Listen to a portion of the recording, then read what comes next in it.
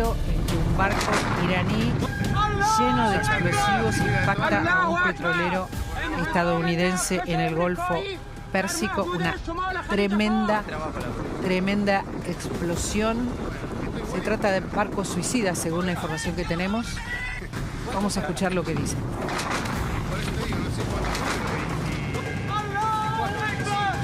الله أكبر انهدام الناقش الأمريكي در محدوده شمال خلیج فارس. Bueno, antes de, no sé si sobre el cierre haremos obvio, ¿no? Pero teníamos testimonios de escuadro, hay protagonistas que está bueno escuchar. الله أكبر انهدام الناقش الأمريكي در محدوده شمال خلیج فارس.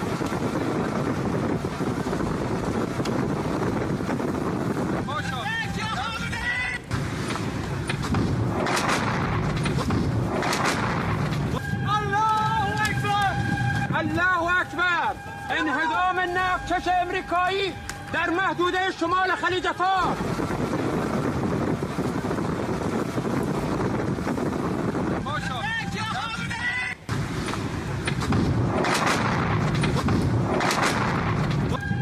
Estamos hablando de petróleo, Marcelo. Tenemos que hablar algo de lo que está pasando con el petróleo. Virginia, también antes de hablar de la guerra tenemos un especialista, un lujo tenerlo acá, pero no quiero dejar de hablar de lo que pasa con el petróleo ahora, con las imágenes de cada vez más petroleros incendiados en el Golfo. Y previsiblemente la cotización que había logrado consolidarse por algunos días por debajo de los $100 volvió a superar los $100 el barril. En este momento está en 99, pero lo estamos viendo 99, 102, 103.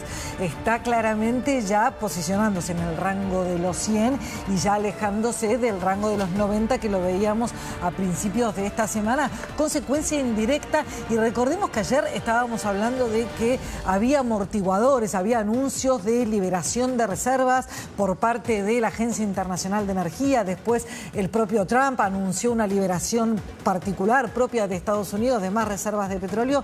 Eso no está logrando atemperar la cotización que reacciona a esto, a estas imágenes que Les voy a pedir, chicos, que vayan buscando el tuit de Trump. El tuit de Trump es bastante fuerte porque dice que le conviene que suba el petróleo y me parece importante contarlo. ¿Qué estás viendo que está pasando en el mundo con esta situación? Lo que vemos todos los días, la imagen es muy fuerte, muy fuerte, de cuando se bombardea y se incendian no solamente barcos que trasladan, barcos que almacenan, refinerías en distintos lugares del mundo, y lo que sucede con el estrecho de Hormuz, que está prácticamente cerrado, ¿no? Donde no pueden trasladarse el petróleo. Bueno, acá claramente hay varios planos de impacto, de efecto. Uno es el militar, el geopolítico y también el económico. En el plano económico, la cuestión de la suba del petróleo es un gran factor de desestabilización. Lo primero que tenemos es mucha volatilidad e inestabilidad, como decía Virginia, baja, sube, ahora otra vez tocando los $100.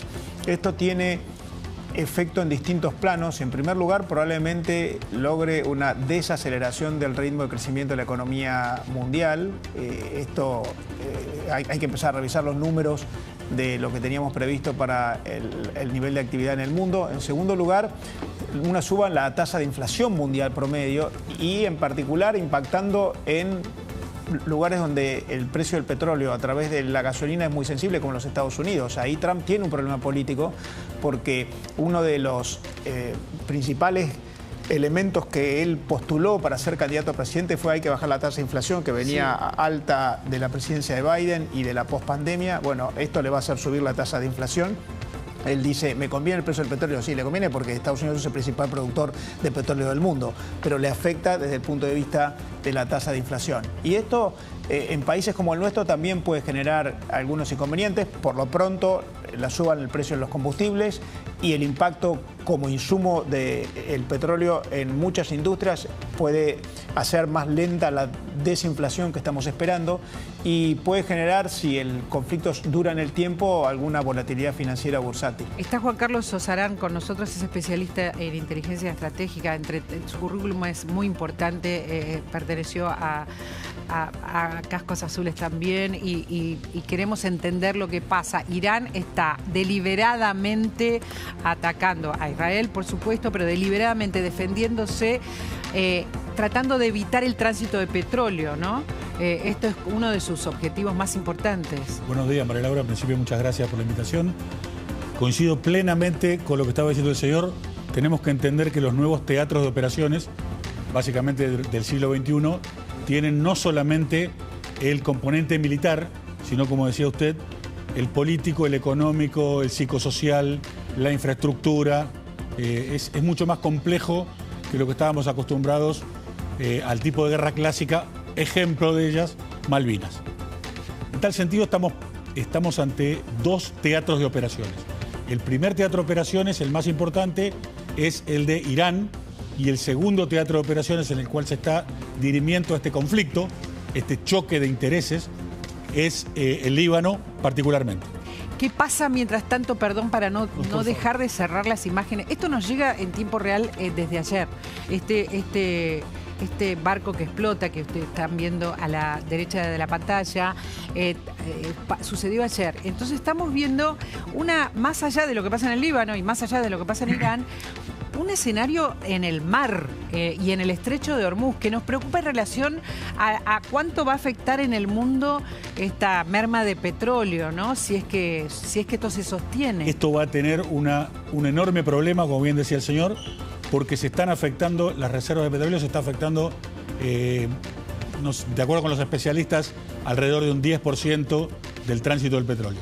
Esto demuestra que las capacidades de Irán están mermando, solamente le quedan capacidades de lo que se denomina técnicamente actividades especiales. Por ejemplo, actividades de terrorismo, como es esto, apenas algunas breves actividades de sabotaje, el minado de los Golfos. Ahora, ¿esto qué quiere decir? Estados Unidos tiene un estado político y un estado militar final deseado, que no lo conocemos. Ahora, ¿qué va a ser primero? ¿El colapso de la economía o el colapso del régimen iraní? De acuerdo con mi apreciación profesional, va a caer el régimen iraní. El régimen, no la desaparición del Estado, que son dos cosas totalmente distintas. Bueno, a ver, es perfecta la descripción de las posibilidades, ¿no? Lo que puede suceder, qué puede suceder antes, qué nos puede afectar antes en relación a lo que está pasando, si tiene que ver con lo que nos afecte a todos, o sea que el tema petróleo nos afectaría a todos, lo hemos explicado cada uno de estos días desde que está la guerra y cada vez lo estamos explicando más por esta cuestión de que el estrecho de Hormuz no está trasladando petróleo. Ayer veíamos cómo, Gustavo, a barcos tailandeses hemos descrito cómo se los atacaba, que también tenían que ver con el traslado de petróleo. Y este último ataque de hoy, a ver, dile si lo podés, están divinos todos los ataques de ver, divinos en un sentido televisivo nada más, ¿no? Es realmente muy trágico, pero son imágenes realmente muy fuertes que son hipnóticas porque fíjate cómo se incendian, cómo la imagen es muy fuerte. Exactamente. ¿Cómo sucedieron? Hubo un cambio de estrategia esto revela un cambio de estrategia de Irán. Sí. Porque fueron ataques perpetrados en aguas de Irak, en el Golfo Pérsico. Exacto. El barco este que vemos que se está incendiando es el Safesea Vishnu, que tiene bandera de Islas Marshall. A ver, el hecho de que tenga una bandera a Islas Marshall significa que está vinculado con Estados Unidos. Islas Marshall fue hasta hace no mucho tiempo un lugar donde Estados Unidos ejercía la soberanía y hay bases norteamericanas. Y el otro barco atacado es el Zephyrus, que tiene bandera de Malta. Todos estos barcos, ¿por qué llevan estas banderas? Porque les permiten navegar y están radicados en países donde tienen o son paraísos fiscales, básicamente. Está también con nosotros otro analista internacional, Julián Schwindlerman. ¿Lo dije bien, Julián? Perfecto, María Laura. ¿Querés agregar algo sobre lo que estamos hablando, lo que está sucediendo? Estamos siguiendo muy de cerca lo que pasa con el precio del petróleo, teniendo en cuenta este ataque muy deliberado a los petroleros, ¿no? A los buques. Sí, por supuesto. Bueno, ante todo, gracias por la invitación. Mira, yo creo que acá hay una estrategia iraní muy concreta. Sabe que no puede militarmente contra Estados Unidos e Israel, que son una potencia militar global y otra militar regional. Entonces está buscando presionar los puntos débiles, digamos, de la economía mundial y estratégicos también de la arquitectura internacional para forzar, sobre todo a Estados Unidos, a detener la campaña militar. ¿Cómo hace esto? Con lo que estamos viendo. Como vos muy bien describiste, las imágenes son de alto impacto, son muy fuertes. Muy fuerte. Genera una emocionalidad en la opinión pública y, por supuesto, hechos muy concretos materiales de preocupación en el mundo de las finanzas y del mercado energético, ni que hablar. Las bolsas europeas hoy bajaron, por ejemplo, ¿verdad? Sí, vienen bajando las bolsas europeas tras un breve recreo que tuvieron en algún momento. De todos modos, no es un colapso absoluto, pero sí todas las proyecciones y todas las perspectivas, tanto para la economía europea en materia de crecimiento como en materia de inflación, son muy, muy negativas. Hay, por supuesto, muchísimo optimismo. Y esta contradicción, venimos escuchando que militarmente Irán ya no tiene casi resto, que está muy disminuido, y sin embargo, la espectacularidad de las imágenes y de los ataques es cada vez mayor. Podemos presumir que cuanto más débil militarmente, más fuerte o más alto va a ser el costo para la economía mundial. Es una excelente pregunta. Yo creo que tiene que ver con una estrategia histórica de Irán, donde en general, por ejemplo, siempre atacó a Israel a través de atentados terroristas y operaciones de sabotaje, y no directamente militarmente. Y está replicando esta lógica ahora en esta gran guerra, atacando a países del Golfo que dependen profundamente del petróleo, no exclusivamente, porque también son proveedores de fertilizantes, de helio y de otros elementos cruciales de la economía internacional. Y también generando una presión política muy fuerte dentro de Estados Unidos, no solo en la oposición demócrata, sino dentro del Partido Republicano, que hay corrientes aislacionistas que están en contra de la guerra. Claro. ¿No? De manera que está haciendo un juego muy astuto. El punto clave acá es que tienen la presidencia de la Casa Blanca a Donald Trump. Con otro presidente yo te diría, puede que le funcione la estrategia. Con Donald Trump, que es un tipo que cuando lo presionan dobla la apuesta, sí, en general por personalidad psicológica y política, no sé cómo va a responder. Por lo pronto, las señales que da son de cierta ambivalencia, de que, bueno, esto va a ser corto, pero no mañana, y sigue hablando de semanas. Tenemos información urgente de la guerra, material nuevo.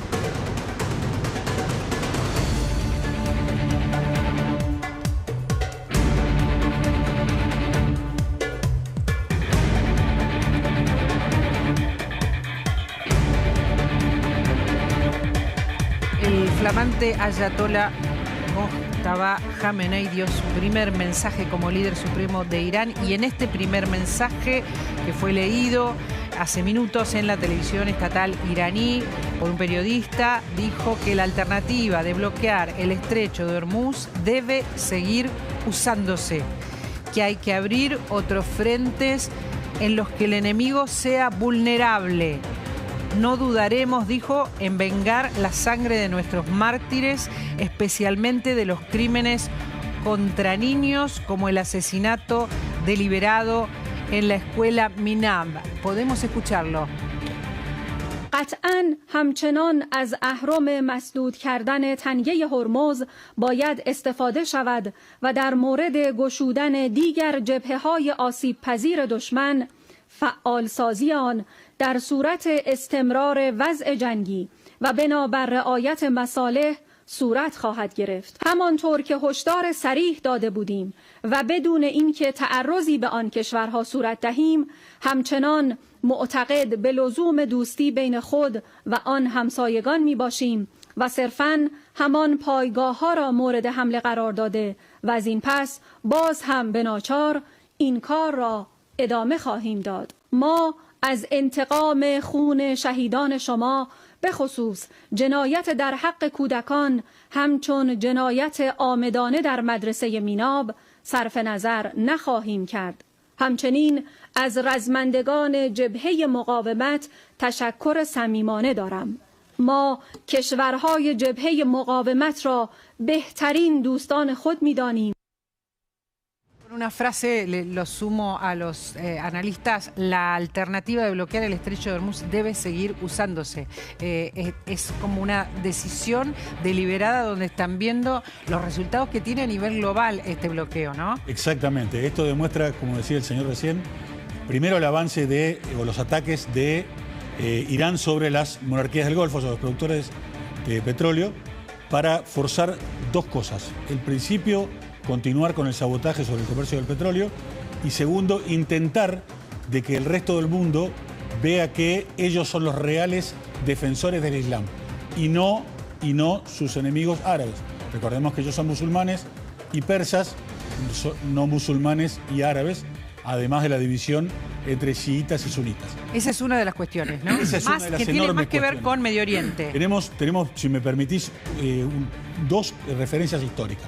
Con respecto a los problemas económicos y a el problema económico que causan los bloqueos navales, podemos acordarnos del conflicto en el Canal de Suez y del bloqueo americano sobre Cuba. Y con respecto a la utilización... O sea, lo que querés decir es que los bloqueos marítimos provocan desastre en la economía. Enormes problemas económicos que van a ser las consecuencias que van a llegar probablemente a la República Argentina. Y segundo, con respecto a los antecedentes de intentar confundir deliberadamente, recordemos las acciones de Saddam Hussein, que atacaba a Israel en la Guerra del Golfo para que Israel reaccionase y los aliados árabes de Estados Unidos abandonasen la coalición. Así que esto no es nuevo.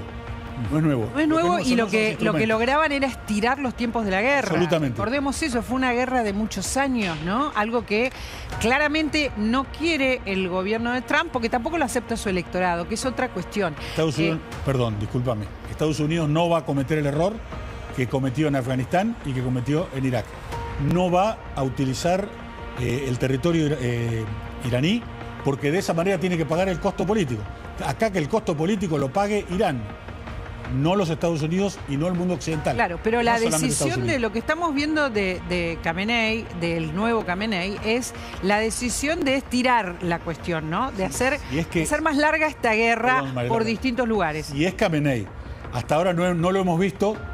Y por eso claro, porque lo que escuchamos, y no lo hemos escuchado tampoco. Lo vamos a aclarar, porque lo que escuchábamos recién era su comunicado, un comunicado que leyó una periodista. El comunicado fue en la radio estatal y fue, claro, presentado por el gobierno.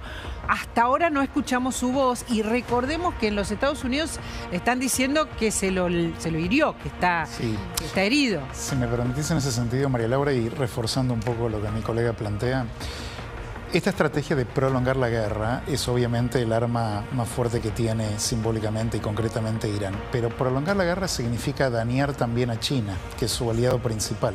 Significa también autolesionarse, porque sus propias importaciones también llegan alrededor del 90% por el estrecho de Hormuz. Con lo cual hay que ver hasta cuándo puede Irán. ¿Cuánto aguanta Irán, decís? En la medida, ojo, teniendo en cuenta que es un régimen teocrático, mileniarista, quizás dispuesto a ir hasta el final y sacrificarse a sí mismo y al pueblo, lo podría sostener. Pero si la premisa es que busca su supervivencia y pareciera que esta es la lógica, hay que ver si esto es sostenible. Por otro lado, el tema que muy bien se menciona acá, no lo hemos visto, no lo hemos escuchado al nuevo líder. Él quedó herido en ese atentado, en ese ataque presuntamente con bomba, en el que mató también a su padre, a su madre, a su esposa, a un hijo suyo, sobrinos, etcétera. De manera que hay que ver emocionalmente incluso si está en condiciones de gobernar Irán en esta circunstancia de desafío inédita, porque realmente, salvo la guerra de junio de la vez pasada, este es el momento más bajo en la historia de la revolución comeinista. Quiero compartir con ustedes lo que dijo Trump. Lo dijo a través de un posteo de X y habló justamente de el... no, con Trust, él no escribe es verdad, no escribe por X, escribe por Trust. Ahí está. Fíjense, Estados Unidos es con diferencia el mayor productor de petróleo del mundo. Así que cuando los precios del petróleo suben, ganamos mucho dinero. Él siempre desafiante, va contra toda lógica. Pero como presidente, de mucho mayor interés e importancia para mí es impedir que un imperio malvado, Irán, posea armas nucleares y destruya Oriente Medio. Y de hecho, el mundo jamás permitiré que eso suceda. Gracias por su atención en este asunto, el presidente Donald Trump. A ver, es más importante, dice, impedir que gane Irán esta guerra. Ese es el mensaje de él, aunque el precio del petróleo lo beneficie. Sí. Tiene sentido lo que dice, porque tenemos un momento de enorme turbulencia económica y financiera y energética, es verdad, pero concederle a Irán la potestad de decidir cuándo termina la guerra que inicia en Estados Unidos e Israel, concederle la potestad de que yo controlo a través de la presión económica la realidad mediooriental y mundial, eso es peligroso. Y creo que eso es lo que está advirtiendo el presidente. ¿Eso es peligroso para Estados Unidos según Trump todos o para nosotros? el mundo? No, creo que para el mundo. Obviamente que para Estados Unidos, pero creo que para el mundo, porque significaría la prevalencia política y económica de un régimen que, como bien lo define, es malvado. Entonces, en este momento además es un régimen antagonizado con el mundo árabe sunita, con Israel, con Estados Unidos, con Europa, a la que también ha atacado. Está en guerra con su propio pueblo, al que ha masacrado en decenas de miles en las previas a esta situación bélica. De manera, y además, María Laura, otro tema a considerar, si este régimen prevalece con un nivel de venganza y de odio potenciado a los momentos previos a lo que tenía a la guerra, va a ser increíblemente riesgoso. ¿Quieres agregar algo? Coincidir plenamente en lo que decía el señor y, como yo te decía antes, el estado político deseado es la caída del régimen, no cabe ninguna duda. Dislocar el sistema de conducción, mientras que el estado operacional deseado es terminar con la producción de petróleo, con la producción de uranio y, por supuesto, terminar con el sistema misilístico que ellos mismos han puesto en la picota, ellos mismos lo han puesto a disposición de la opinión pública. Esos son los dos grandes objetivos, a nivel estratégico, que es lo que decía recién Trump, y a nivel operacional militar. Tengo varias preguntas para hacer, vos también, ¿no? Sí, pero quiero preguntarle a Virginia sobre todo qué está pasando, qué siente que está pasando, que ella está mirando los mercados, está mirando la economía del mundo, está mirando las bolsas. ¿Qué pasa por estas horas? ¿Tiene que ver con estos buques que vemos incendiados, sí, con los ataques a las refinerías? ¿Por qué el petróleo ha subido de golpe otra vez? Sí. Y estaba en 80 dólares el barril, está casi 100 dólares el barril, en algunos momentos ha estado en 100. ¿Por qué, a tu criterio, pasa esto hoy? Básicamente toda la atención de todos los mercados del mundo se centra en esas imágenes, en el estrecho de Hormuz, y en la medida que se extienden los días y sigue bloqueado y poder traspasarlo es claramente imposible, la perspectiva de que el conflicto se alargue, que el conflicto va a tener mayores costos sobre la economía, mayores costos logísticos, hace que se expanda cierto pesimismo y las bolsas de Estados Unidos en este momento cayendo 1,2%, las europeas también en la misma medida. Esto habla del temor de los flujos de capitales mundiales a que el conflicto se extienda, y esto que estaban marcando acá ambos especialistas, que la guerra prácticamente parece más económica que militar, obviamente basada en ataques que claramente tienen que ver con atacar en la práctica disponibilidades petroleras, pero el punto y lo que hoy está generando la tensión económica y financiera está relacionada con la idea de que esto no va a ser tan corto como nos vienen prometiendo. No va a ser tan corto, pero fíjate que hay 7 países muy poderosos que están diciendo usemos las reservas y esto se estira. Sin embargo, el petróleo sube. Hay algo contradictorio en el aire, hay algo que no terminamos de entender. Digamos, una movida internacional, como 7 países, Japón, Estados Unidos, Italia, Francia, 7 países importantísimos que dicen tenemos reservas, podemos estirar un poco el tiempo. ¿Por qué hoy está subiendo entonces? Es ambivalente la señal de liberar reservas. En algún punto, sobre todo una decisión tan histórica como la que se ha tomado, que es la mayor liberación de reservas de la historia, habla de la urgencia y de la gravedad del momento. Claro. Con lo cual los mercados leen las dos cosas. El petróleo probablemente nos falte durante un tiempo, no sea una escasez muy grave, pero el escenario es realmente muy complejo.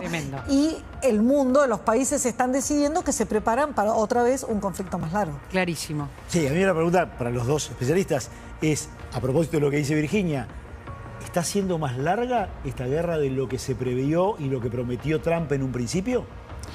No creo. Él de entrada habló de semanas. Habló de 4 semanas, ¿verdad? Sí, exactamente. Habló de 4 semanas. fue un error político de él poner un número preciso, por esta famosa frase de que se sabe cómo empiezan las guerras y no cómo terminan. Pero creo que quiso también indicarle a su base política y a la comunidad internacional: esta es una guerra corta, no estamos haciendo un retorno a las guerras largas previas de la época de Bush y demás. De cualquier manera, es un día a día. Las guerras realmente requieren, Irán va respondiendo, los contrincantes van respondiendo, el mundo va respondiendo, de manera que está en evolución. Les voy a pedir imágenes de lo que pasó en Beirut, del estado, de ciertos lugares del Líbano. Decíamos que uno de los lugares donde está sucediendo la guerra es los ataques al Líbano, ¿no? Donde vive la cúpula de Hezbollah, y sigue habiendo ataques que son realmente impresionantes. Estos ataques van a continuar siempre y cuando Hezbollah conserve su capacidad de ataque desde el punto de vista táctico. Quiere decir que mientras conserve una cierta cantidad de armamento, estamos hablando por supuesto de misiles y de lanzacohetes, mientras Hezbollah conserve esta capacidad, va a continuar atacando. Israel tiene una enorme capacidad de defensa antiaérea que está funcionando de manera eficaz y eficiente. Ahora, son dos teatros de operaciones totalmente distintos y la posición que ha tomado el Líbano es completamente distinta a la que venía llevando en los últimos 50 años. Primero, está tratando de controlar a Hezbollah, no está tratando de convivir con Hezbollah. Y segundo, está tratando de controlar el ingreso de Irán, no tratando de convivir con Irán. El Líbano quiere ser parte de la coalición occidental, no quiere ya más jugar a dos puntas, por llamarlo de alguna manera. Hay un problema porque, claro, vos decís el Líbano no quiere estar aquí en el medio, estamos hablando de Hezbollah, pero mientras tanto el Líbano está también siendo muy atacado y en algunos casos muy destruido. Es la imagen que tienen a la derecha, lo que pasa en el Líbano, y el gobierno de Israel amenazó esta mañana con ocupar el territorio del Líbano, ¿no? Dijo el gobierno de Israel que quiere ocupar si no impide las acciones de Hezbollah, de la milicia chiita que es aliada de Irán. Dice Israel, si ustedes no lo impiden, si ustedes como país, el Líbano, no hacen algo con este proxy de Irán, nosotros vamos al territorio. Escuchémoslo, el ministro de Defensa de Israel. חיזבאללה שיגר אתמול מטחי ירי כבדים לעבר מדינת ישראל. צה"ל הגיב בעוצמה בדחיה ומול יעדים של חיזבאללה ברחבי לבנון. אני הזהרתי את נשיא לבנון שאם ממשלת לבנון לא יודעת לשלוט על השטח ולמנוע מהחיזבאללה לאיים על יישובי הצפון ולירות לעבר ישראל, אנחנו ניקח את השטח ונעשה את זה בעצמנו. ראש הממשלה ואני הנחינו את צה"ל להיערך להרחבת פעילות צה"ל בלבנון ולהשבת השקט והביטחון ליישובי הצפון.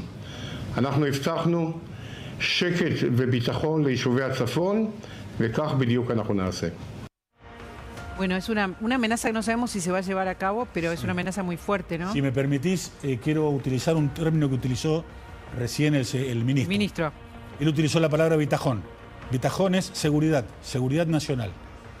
Sí, no va a ocupar el Líbano para poder administrar el Líbano, sino que va a ocupar el sur del Líbano para terminar con la amenaza. Está clarísimo, claro. Clarísima. Está clarísimo, pero bueno, estamos hablando de una incursión terrestre. Hasta ahora no veníamos hablando de una incursión terrestre de Israel sobre el territorio del Líbano. Esto, María Laura, ya ocurrió. Como antecedente histórico tenemos principios, mediados de la década del 80. Claro, pero no en esta guerra, digo. No en esta guerra. Ya pasó donde Israel vio amenazada su seguridad nacional, ocupó el sur del Líbano en lo que se dio a llamar la Operación Sur del Líbano o la Operación Paz en Galilea. Comenzó de esta misma manera. Lo conozco el tema muy bien porque yo vivía en esa época en Israel. Yo tuve la suerte de conocer la zona, de conocer muchos de los países que en este momento están en la medida nacional. Pero, a ver, en el Líbano viven montones de civiles que nada tienen que ver con este conflicto. Sí sabemos que está Hezbollah, sí sabemos que están estas milicias y es realmente muy doloroso la cantidad de personas inocentes que están muriendo, ¿no?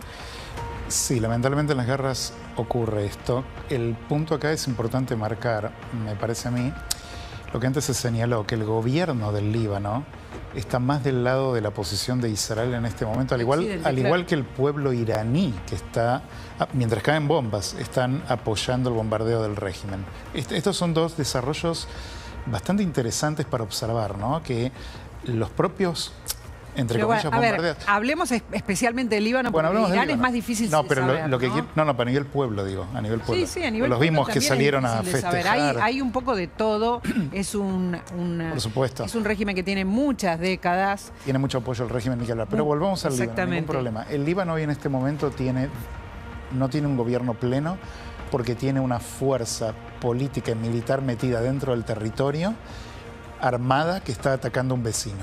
Este vecino responde selectivamente contra esta fuerza terrorista, pero bueno, sí, puede haber bajas civiles, suele ocurrir. El propósito de la incursión terrestre es erradicar de manera ya definitiva la presencia de Hezbollah en el Líbano. Creo que eso está orientado. Vamos a hablar con Lucía, que está en el Líbano, que es argentina, que vive en el Líbano y que vive cerca de Beirut. Todo es muy cerquita en Medio Oriente. Hola, Lucía, ¿cómo estás? Buenas tardes para vos. Hola, ¿qué tal? ¿Qué tal, María Laura? ¿Estás a cuánto de Beirut, donde estamos viendo explosiones y donde estamos viendo bombas? Mira, más o menos son unos 20 kilómetros. 20 kilómetros, bastante cerca. ¿Escuchás? Sí. ¿Qué escuchás? ¿Qué se escucha desde donde vos estás? Mira, yo escuché, gracias a Dios no escucho el bombardeo de todos los días, pero escuché el primero, ese sí lo escuché, era como las 2 de la mañana, me despertó, y lo que se escucha son los aviones o los drones que pasan. Generalmente cuando se escuchan donde estoy yo más o menos, ya se sabe que después va a haber un ataque fuerte, digamos, en el lado de Beirut. Hace un rato yo lo escuché y ahora sé que hace un rato hubieron unos bombardeos allá. ¿Estás por qué viviendo allí ahora? Contanos, Lucía. Me casé con un libanés que conocí hace muchos años y bueno, primero estuve en Dubái 13 años y ahora estoy acá desde el 2018. Así que permanente, planta permanente. ¿No? ¿Podés hablar de cómo está viviendo la población, lo que pasa, los ataques de Israel contra Hezbollah, que también impactan en distintos lugares del Líbano? Sí, bueno, yo digo que en general la gente ya tiene mucho cansancio. Mucha gente termina diciendo ya basta, o sea, démosle un final a esto porque no puede ser que te estoy hablando de la gente que vive su vida normal, que lleva a los chicos a su trabajo, que lleva a sus chicos al colegio, que quiere vivir una vida normal, como cualquier vecino. Están ya cansados de que esto siga pasando y bueno, hay una grieta profunda en general en la sociedad libanesa en cuanto a las distintas facciones y creo que como estaban mencionando ustedes anteriormente, poco a poco como que esa grieta se va corriendo más hacia un costado y más gente que dice, bueno, ya basta, pidiendo en este caso al gobierno que tome cartas en el asunto y que... ¿Qué significa una grieta? ¿Qué es lo que vos ves? ¿Qué quieren unos, qué quieren otros? Y cuando hablas, ¿de quiénes estás hablando? Si nos podés especificar y tratar, así tratamos de entender el ánimo de la gente. Siempre hay distintas opiniones, pero las mayoritarias, digo. Claro, bueno, grietas en cuanto claramente a partidos políticos, ¿no? La parte sunita, chiita, cristianos, distintos cristianos tienen distintos partidos políticos. Esta básicamente vendría a ser la grieta. ¿Y quiénes apoyan, digamos, la mayoría está más del lado de Occidente, de Israel, o no? ¿O la mayoría tiene otro tipo? La mayoría de los que están viviendo en el Líbano, ¿no? Que ahí sabemos un crisol de grupos muy distintos. Mira, yo lo que no sé en cuanto a apoyar a un lado y al otro. Lo que yo te diría es que lo que la gente quiere es como que haya una solución definitiva al tema. O sea, o vamos para allá o vamos para allá. Pero cada año y medio tener una situación así en la que gente en la calle, gente muriendo, gente en el sur del Líbano, como mencionaban ustedes, que piden que evacúen. Es duro vivir así y que no es algo nuevo, digamos, son décadas y décadas de conflicto y la gente está cansada ya de vivir así. ¿Y qué escuchás de parte del gobierno del Líbano en cuanto a su definición política? ¿De qué lado está el gobierno del Líbano? Recién decía aquí con nosotros un analista internacional que el lado es el lado de Occidente, que está más cerca de Occidente, ¿es así? Yo creo que últimamente lo que se ha visto públicamente es que ha habido una, digamos, una declaración mucho más fuerte del lado de Occidente. Siempre antes era como más ambiguo, viniendo, más política, claro, más políticamente correcto y ambiguo, y ahora ha habido hace unos días una cosa más, más taxativa de un lado. Porque claro, entendemos que entendemos, lo sabe el mundo entero, que el ataque claramente es contra Hezbolá, el ataque de Israel en el Líbano. Sí. Lamentablemente, como mencionaban ustedes, obviamente hay civiles. Hace unos días mataron a un sacerdote cristiano en el sur, estaba ayudando gente. Está todo muy, muy mezclado y mucha gente, aunque digamos el objetivo sean ellos, mucha gente que sufre, que no tiene nada que ver, digamos, con el tema. Exactamente, y además mucha gente diferente que entiendo que por ahora están enfrentados, pero hay momentos en que pueden convivir, ¿o no? Bueno, sí, en el día a día la gente de distintas religiones o distintas visiones políticas conviven tranquilamente. En una empresa tenés uno que es de una religión, de otra, de una visión política de la otra, todo el mundo convive bien. Después, bueno, como en Argentina también, cuando la gente habla de política, también acá se dice que acá no hay que hablar de política porque también hay muchas... Claro, pero yo me refiero a esto de vivir o morir. Es diferente de una grieta que puede haber en Argentina, incluso en Estados Unidos, donde hay dos posiciones muy claras, casi contrapuestas. Ahí está en juego la vida. Por eso te preguntaba cómo se hace para convivir cuando estás hablando de un país que ha sido realmente un espacio de muchas guerras, de muchos sucesos. Hay muchos que están muy encontrados en relación a las ideas, ¿no? No es un país común y corriente, es un país muy complejo. Sí, totalmente. Yo te diría que hay como muchas realidades diferentes. Yo, por ejemplo, viviendo en esta parte del Líbano, tengo menos acceso a toda la polémica que pasa en la parte del sur, que es la parte que está más atacada. Y bueno, como te decía, yo creo que lo que está pasando ahora es que la gente quiere que ya basta. O sea, démosle una solución final, porque no se puede seguir estando así, no es saludable. ¿Y hay una demanda al gobierno de eso? Porque recién escuchábamos al ministro de Defensa israelí que le está pidiendo al gobierno del Líbano que haga algo con Hezbolá para que no tengan que ingresar al territorio. Sí, pero hay que ver qué capacidad, por más de que haya ganas, ¿no? Qué capacidad operativa hay, ¿no? Sí. De un gobierno que, bueno, por más buenas intenciones que tenga, qué tan equipado está, fuerzas internas políticas lo van a dejar. Es complicado, no es solamente querer, digamos, sino es poder llevarlo a la práctica. Me parece muy interesante, les digo a los periodistas y a los analistas que están acá, tu testimonio. Me parece muy difícil analizar el Líbano, porque además también hay una población cristiana importante que es distinta siempre hay población cristiana en todos lados, pero es importante en el Líbano. Sí, por supuesto. Sí. Digamos, en general el Líbano, hay muchos lugares en los que está todo muy mezclado, sobre todo en el Beirut están todos muy mezclados, pero en general el Líbano está dividido, digamos, por ejemplo, tal pueblo es mayoría cristiana, tal pueblo es mayoría sunita, tal pueblo es mayoría chiita y demás. Por eso es que, por ejemplo, donde vivo yo, mi zona es una mayoría cristiana, aunque obviamente hay otras personas de otras religiones que también viven acá, y por eso hay una seguridad diferente, si lo podemos llamar, ¿no? Lucía, pero bueno, sí, ¿cómo funciona? Preguntarte, ¿cómo es la vida cotidiana desde que estalló el conflicto allá en Líbano? Por lo menos en el lugar donde estás viviendo vos, digamos, ¿se desarrollan las actividades normalmente, el comercio, la escuela, las actividades profesionales? Mira, el comercio sí, el comercio no ha tenido ningún problema, han seguido abierto donde estoy yo. Las escuelas cerraron la semana pasada en todo el Líbano, porque bueno, no se sabía bien lo que podía pasar.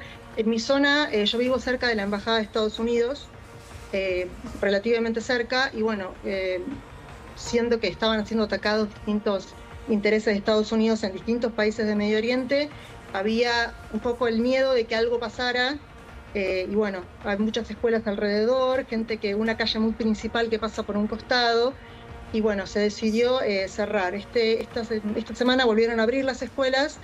Ayer algunas escuelas cerraron, o sea, es como que hay como un va y viene en la de que podemos decir normalidad. Lucía, ¿te acostumbraste a vivir en un país amenazado o en un país que tiene todo esto que estamos contando tan complicado, tan complejo? Mira, yo vine justo en el 2018, después de 2018 vino la revolución, la pandemia, crisis económica, social, justo me vine en un momento, pero pasa que es un lugar, yo me armé mi círculo, mi gente, es gente muy, muy parecida por ahí a lo que la gente mediterránea, como somos los argentinos también, familiera, de los amigos, del domingo, de juntarse, ¿no? Es como, tiene esa calidez. Y bueno, entonces yo armé mi burbuja, como digo yo siempre, ¿no? El colegio, el trabajo, los amigos, las actividades, y bueno, y uno trata de seguir adelante. Me da una pena especial el Líbano. El Líbano, que era en su momento la París de Oriente. ¿Te acuerdas? Beirut era la capital de Oriente, Claudio, en la década del 60, del 70, digamos, un lugar realmente muy bello que todos queríamos conocer y que se ha convertido en este teatro de operaciones, lamentable, ¿no? Permanente, constante, con diferentes etapas, porque ha tenido muchas etapas. Lo que se ve ahora es, yo creo que hay un cambio que es muy importante, que es el rechazo que está teniendo Hezbollah ahí adentro, que en algún momento fue protegido, y eso me parece que es un cambio muy radical de lo que ha ocurrido en el Líbano, pero claro, es lo que hoy está también padeciendo porque es apuntado una zona del Líbano por la presencia de Hezbollah. El sur del Líbano es el problema, ¿verdad? El sur del Líbano. El sur del Líbano es el problema. El sur del Líbano y el sur de Beirut, donde está particularmente. Ahí están los objetivos militares que tienen que ser atacados, que están siendo atacados por Israel. ¿Vos pensás que es posible, hay posibilidades de que Israel entre por el territorio en el Líbano, o es una amenaza nomás lo que leímos del ministro de Defensa? No, lo que dijo en realidad. Por supuesto que es real. Tropas hay. Lo que ocurre es que el desafío al que él se refiere, creo yo, es hagan el trabajo antes que tengamos que empezar a hacerlo de en serio. Porque una cosa es bombardear desde el aire a los objetivos seleccionados, y otra cosa es ya una incursión terrestre de trinchera, digamos. Es lo que quieren evitar. Pero bueno, el problema, y acá lo que marcaba Lucía desde el Líbano también, ¿no? Esta realidad de la población civil que está harta de que Hezbollah la arrastre seguidamente a guerras con Israel. Esto también es parte del tema, y creo que esta vez el Líbano está políticamente decidida a resolverlo. El tema es, como bien se planteó, si tiene la capacidad o si requiere algún tipo de asistencia para poder lidiar con Hezbollah. Lucía, quiero agradecerte, tendría 1000 preguntas para hacerte, te quiero agradecer muchísimo porque una voz en el Líbano hoy es importante, saber qué es lo que están pasando, qué es lo que están viviendo, cómo lo viven, siempre pensando y deseando el final de este conflicto. Así que te mando un abrazo gigante y te agradezco un montón. De nada, un beso grande. Otro para vos.